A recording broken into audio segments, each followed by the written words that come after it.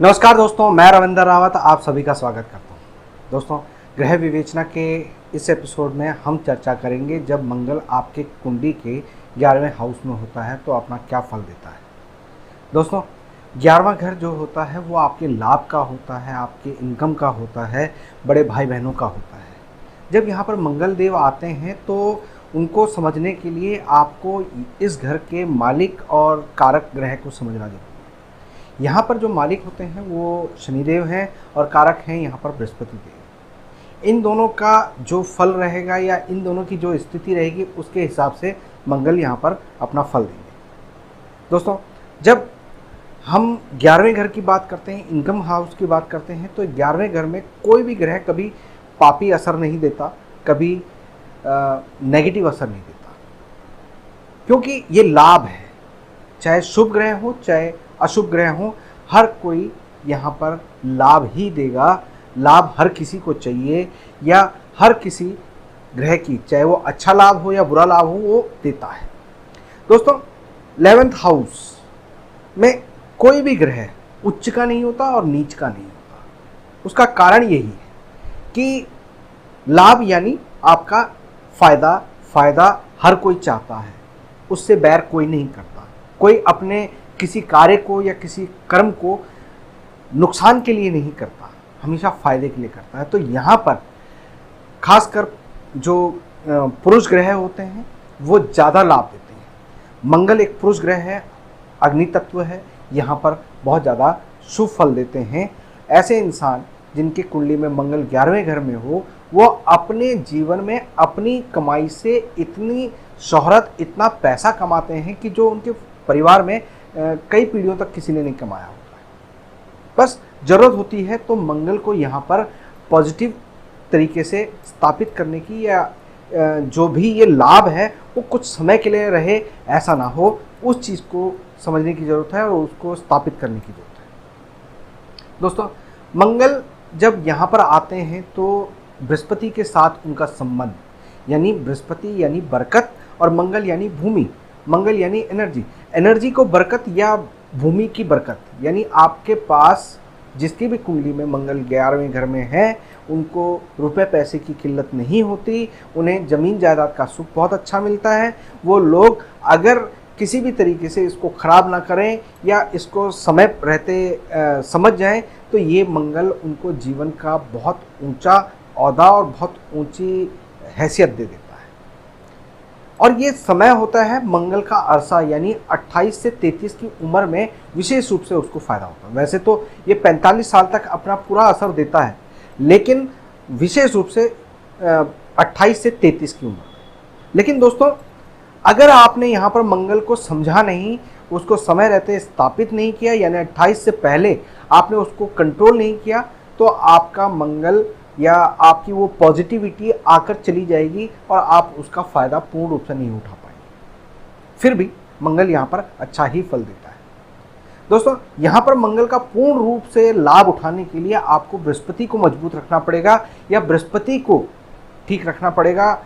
बृहस्पति किसी भी तरीके से खराब ना हो। अगर आपकी कुंडली में बृहस्पति ठीक है तो ये बेसन का लड्डू है जो पौष्टिक भी है और स्वादिष्ट भी है, जो मिठाइयों में उच्चतम स्तर का है, हर शुभ कार्य में जिसका प्रयोग होता है। तो बेसन का लड्डू है जो गर्म भी है लेकिन सेहतमंद भी है। तो आपको इस चीज़ का ध्यान रखना चाहिए। अगर आप अपने घर में शहद स्थापित करते हैं, यानी एक मिट्टी के कुल्हड़ में आप शहद भरकर उसमें 4 चांदी के चौकोर टुकड़े डालकर अपने घर में रखते हैं, तो इससे मंगल की शुभता बढ़ जाती है और ये 28 से पहले कर लेते हैं तो आपको विशेष लाभ मिलता है। दोस्तों, यहाँ पर अगर मंगल नेगेटिव होगा तो उसकी निशानी आपको किस तरह से देगा? आप खासकर आपके ससुराल वाले, आप उनके साथ आपका व्यापारिक लेन देन बन जाएगा। यहाँ पर आप अपने ससुराल वालों की सेवा करते हैं तो आपको मेवा मिलता है, यानी आपको लाभ मिलता है। लेकिन ये भी है कि ससुराल वाले ही आपका पैसा लेकर भूल जाएंगे।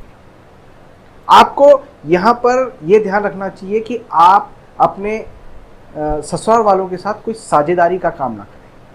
अगर आपने उनको कभी कोई पैसा दिया भी है तो उपाय के रूप में उसको आप ये मान के चलें कि उतने में ही आप उनको खुश करके, आर्थिक मदद करके आप अपने ग्रह को ठीक कर रहे हैं। लेकिन उनके साथ आपको ये अपने दिमाग में एक बात को बैठाना होगा कि दिया हुआ पैसा शायद ही वापस आए। तो उस चीज़ पर आप ज़्यादा लड़ाई झगड़ा ना करें, तो उससे आपका यहाँ पर बैठा हुआ ये मंगल पूर्ण रूप से आपको फायदा देगा। क्योंकि बृहस्पति और मंगल ये आपको शुभता देते हैं, जितना आप देंगे उतना आपको लाभ मिलेगा। और ये घर शनि का भी है, तो शनि और मंगल उच्च के राहु हो जाते हैं। अगर आपने अपने ससुराल राहु से संबंध होता है, तो अगर आप अपने ससुराल के साथ अच्छे संबंध रखते हैं तो आपको लाभ मिलता है।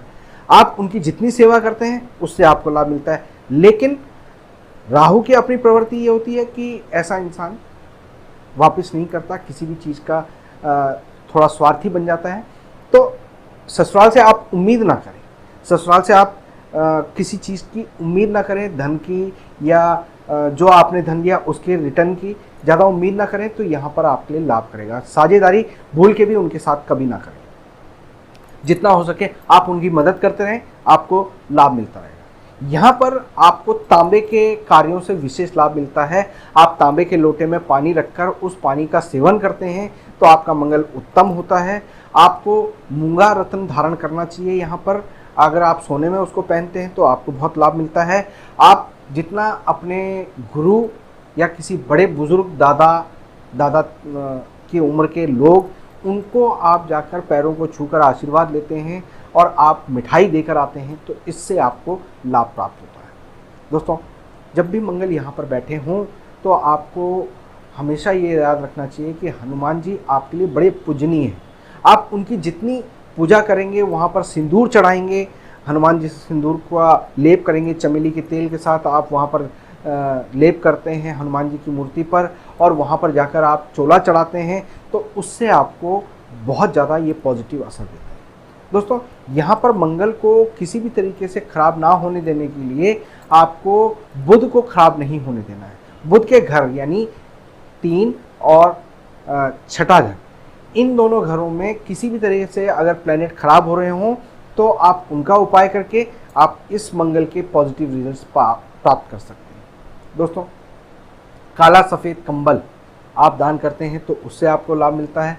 काला सफ़ेद कुत्ता अगर आप घर में पालते हैं तो उससे आपको लाभ मिलता है, उसकी सेवा करने से आपको लाभ मिलता है।